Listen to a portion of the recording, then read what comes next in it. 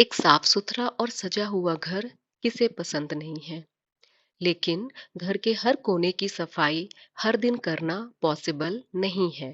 और ये भी पॉसिबल नहीं है कि हम एक दो दिन लग के घर की पूरी सफाई कर दें और फिर ये सोचे कि बस अब हमारा काम हो गया, अब हमारा घर कभी गंदा नहीं होगा। ये सोचना एक बहुत बड़ी बेवकूफ़ी है। बल्कि घर की सफाई हर दिन का काम है। यह एक कॉन्टिन्यूअस प्रोसेस है जो हमारी छोटी छोटी हैबिट से डेवलप होता है। और ये छोटी छोटी हैबिट सिर्फ हाउसवाइफ में नहीं बल्कि अपने फैमिली मेंबर के अंदर भी डेवलप करिए। तो चलिए शुरू करते हैं। आज के इस वीडियो में मैं आपसे ऐसे ही टिप्स एंड ट्रिक्स शेयर करूंगी जिन्हें फॉलो करके आप अपने घर को नीट एंड टाइडी रख सकते हैं। Hello everyone and welcome back to my channel. मेरा नाम है आरती और आपका मेरे चैनल में स्वागत है। टिप नंबर वन ये है कि जब भी हम रोटी चपाती या पराठे बनाते हैं तो सबसे पहले हमें एक ऐसा कपड़ा अपने काउंटर टॉप पे बिछा लेना चाहिए और उसके ऊपर ही हमें अपना चकला बेलन और जिसमें हम आटा रखे हैं एक्स्ट्रा उसको हमेशा एक सेपरेट बाउल में रखना चाहिए। ऐसा करने से आपका आटा यहाँ वहाँ नहीं फैलेगा और जितना भी एक्स्ट्रा आटा जो भी है जब रोटी बनाते समय वो इसी कपड़े में गिरेगा। और इससे एक ये भी फायदा है कि आपका जो चकला है वो एंटी स्किड हो जाएगा क्योंकि कपड़ा उसे वह अपनी जगह से फिसलने नहीं देगा। अगर आपको कपड़ा नहीं रखना है तो आप एक न्यूज़पेपर रख सकते हैं। उस न्यूज़पेपर में थोड़े से पानी के छींटे लगा दीजिए जिससे वो अपनी जगह पे अच्छे से बने रहेगा। बस। और इस प्रक्रिया से अगर आप करेंगे तो आप देखेंगे कि जितना भी एक्स्ट्रा आटा है वो इस कपड़े पे गिरेगा, ना कि आपके काउंटर टॉप पे। और आपके काउंटर टॉप को साफ करने की जो झंझट थी वो थोड़ी कम हो जाएगी। सारा आटा इस पे ही गिराने के बाद इस कपड़े को मैं चारों तरफ से अच्छे से फोल्ड कर लूंगी ताकि कोई भी एक्स्ट्रा आटा जो है वो इधर उधर ना गिरे। और अगर थोड़ा बहुत काउंटर टॉप पे है भी तो उसको उसी समय मैं इकट्ठा करके और अपने हाथों में उठा करके इसे प्रॉपर डस्टबिन में डाल दूंगी। ऐसा करने से आपका काउंटर टॉप जल्दी नीट एंड क्लीन हो जाएगा और ज़्यादा मेसी भी नहीं होगा। अब बात करते हैं टिप नंबर टू की। जब भी हम पराठा वगैरह बनाते हैं स्पेशली सुबह के नाश्ते में बच्चों के टिफिन में तो बनता ही है। तो क्या होता है कि जब हम पराठे तो बना लेते हैं लेकिन जो ये चिमटा मैं यूज कर रही हूँ इस चिमटे में बहुत सारा ऑयल लग जाता है। और हम क्या करते हैं इसे डायरेक्ट काउंटर टॉप पे रख देते हैं। ऐसा नहीं करना है। इसके एल्स आप जिसमें पराठे रख रहे हैं उस पे रखिए और इससे आपका counter top neat and clean रहेगा। टिप नंबर थ्री, हमेशा एक गीला कपड़ा अपने किचन में रखिए जब भी आप किचन में काम करते हैं। अब जैसे हम चाय वगैरह छानते हैं या सब्जी या दाल निकाल रहे हैं तो बहुत बार हमारे हाथों से गिर जाता है सब्जी दाल चाय, जिससे क्या होता है कि काउंटर टॉप हमारा गंदा लगता है। अगर हम इस काम को बाद के लिए छोड़ देंगे तो ये एक टफ स्टेन बना देता है, स्पेशली अगर आपका काउंटर टॉप वाइट कलर का या किसी लाइट कलर का है तो। और फिर बाद में इसे साफ करना मुश्किल होती है, उसमें पानी डाल के रखो फिर साफ करो। तो बेस्ट हैबिट है गीला कपड़ा साथ रखिए। जैसे ही कुछ भी चीज़ स्पिल होती है गिरती है आपके काउंटर टॉप पे, उसको देन एंड देयर साफ कर ले और जिससे आपका काम इजी हो जाएगा और आपको ज़्यादा मेहनत भी नहीं लगेगी। और जो एक्स्ट्रा ऑयल है वो हमेशा एक बॉटल में भर के रख दीजिए ताकि आप उसे फर्दर यूज कर सके। ये थी टिप नंबर फोर। नेक्स्ट हम बात करेंगे कि खाना बनाने के बाद जितने भी बर्तन बड़े बर्तन हैं अगर उनमें छोटा मोटा खाने का आइटम है, थोड़ी सब्जी बची है थोड़ी दाल बची है, तो उसे एक छोटे बर्तन पे पलट लीजिए।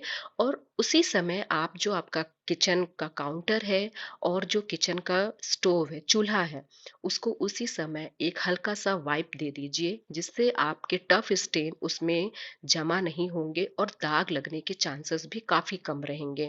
क्योंकि जब भी हम सब्जी वगैरह बनाते हैं तो तेल वगैरह के बहुत छींटे उठते हैं। अगर आप उसे ऐसे ही छोड़ देंगे तो उसमें डस्ट वगैरह सेटल होगी और फिर वो एक हार्ड रूप ले लेता है। तो बेस्ट है उसको उसी समय क्लीन करिए।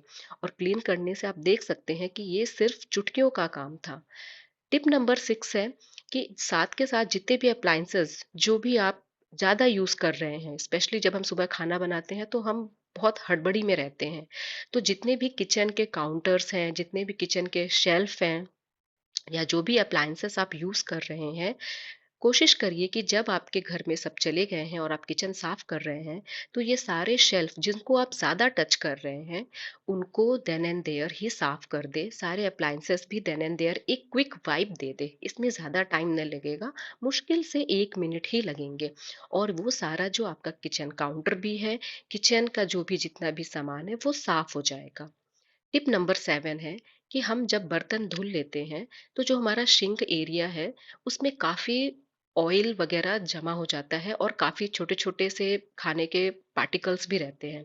उन पार्टिकल्स को उठा के डस्टबिन में फेंक दीजिए और जो आपके किचन का जो आपका सिंक एरिया है उसे भी बर्तन धुलने के बाद लगे हाथ धो देने से वो काम भी आपका इजी हो जाता है, कम हो जाता है एफर्ट उसमें। एक्स्ट्रा एफर्ट अगर आप बाद में कर रहे हैं तो वो एफर्ट उसी समय कम हो जाएगा, क्योंकि ओवर द पीरियड रखी हुई गंदगी ज़्यादा टफ हो जाती है। इसलिए एक हैबिट बनाइए और उसको देन एंड देयर ही साफ कर दीजिए। इसको भी साफ करने से मुश्किल से आपको 10 से 20 सेकंड लगेंगे, उससे ज़्यादा नहीं लगेंगे। तो ये छोटी छोटी ट्रिक्स अपनाइए और अपने किचन में आप चेंजेस देख सकते हैं।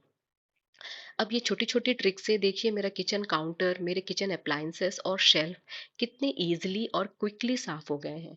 मैं हर में कम से कम मुश्किल से 20 से 30 सेकंड दी हूँ और अगर देखा जाए तो विदिन 10 मिनट्स या चलो हार्डली पकड़ लिया 15 मिनट्स में जितने भी एक्स्ट्रा काम जो मैं बाद के लिए छोड़ देती हूँ, वो हो गए हैं।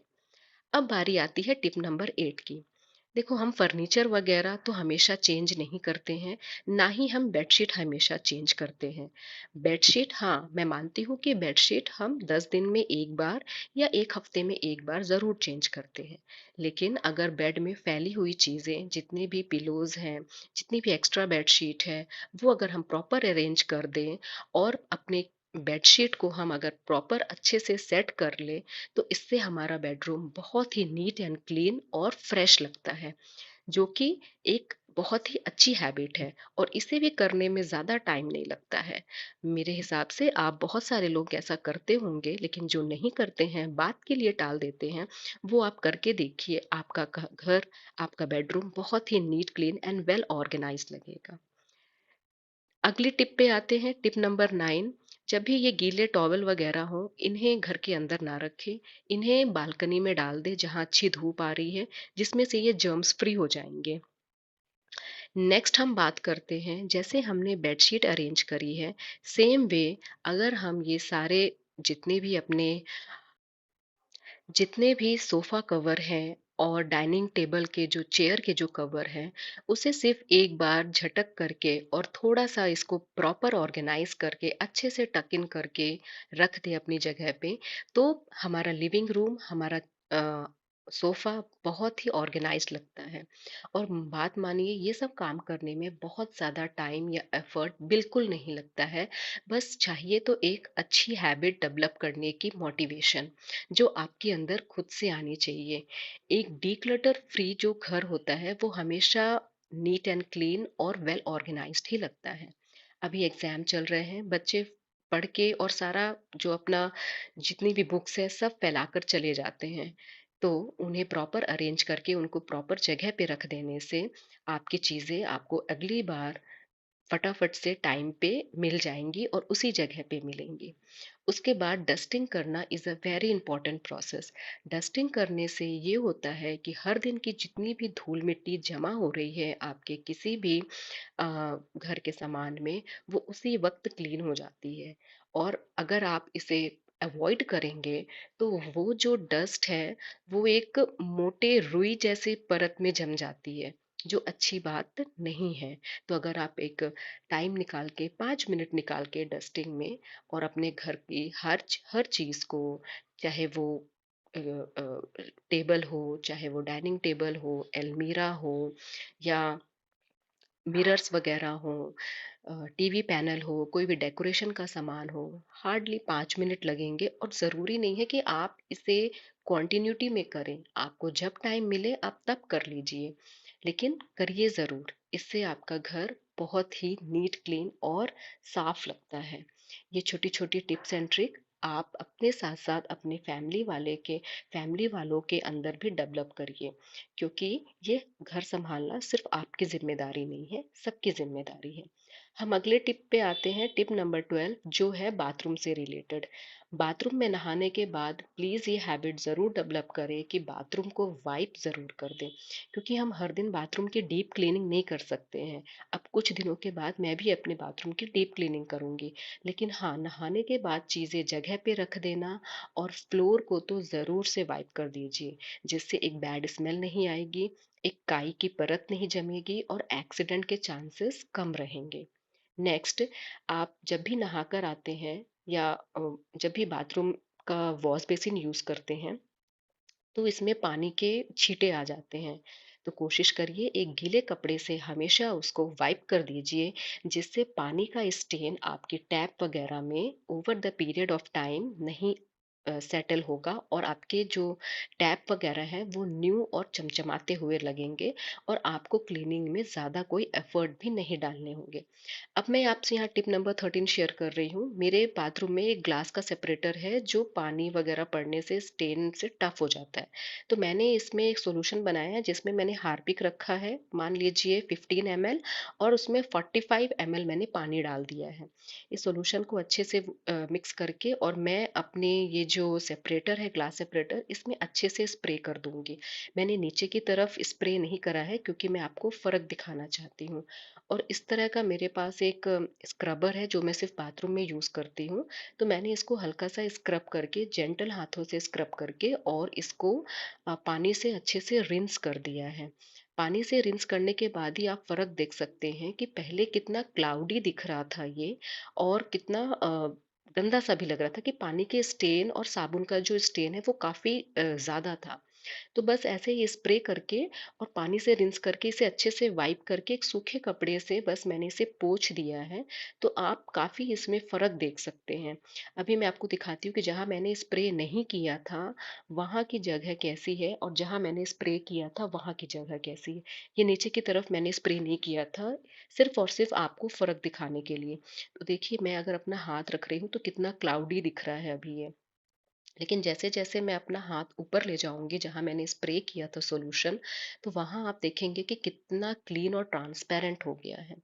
तो ये आप ट्राई कर सकते हैं और आप अपने घर के किसी, ये लास्ट 2 टिप हैं जिसमें बाथरूम में कभी भी आप कपड़ा मत रखिए और बाथरूम के बाहर एक foot mat, anti skid foot mat ज़रूर रखें। ये छोटी-छोटी टिप्स एंड ट्रिक्स से आपका घर एकदम चमचमा उठेगा और इसमें ज़्यादा कोई मेहनत भी नहीं लग रही है। अगर मैं ओवरऑल काउंट करूँ तो मुझे सिर्फ़ और सिर्फ़ आधे घंटे लगे हैं। लेकिन ये आधा घंटा मैं कंटिन्यूटी में नहीं दी हूँ। मैं जिस रूम में जा रही हूँ उसके हिसाब से मैं उस रूम को क्लीन कर ले रही हूँ। और ऐसा करने से आप देखिए आपका घर कितना चमचमा उठेगा और एक घर में बहुत ही अच्छी पॉजिटिव वाइब आएगी। आफ्टर ऑल घर संभालना हमारा ही काम है, घर को सुंदर बनाना भी हमारा काम है, और घर अगर सुंदर हो तो उसमें लक्ष्मी आती है। तो वीडियो अच्छी लगी तो प्लीज़ लाइक, शेयर एंड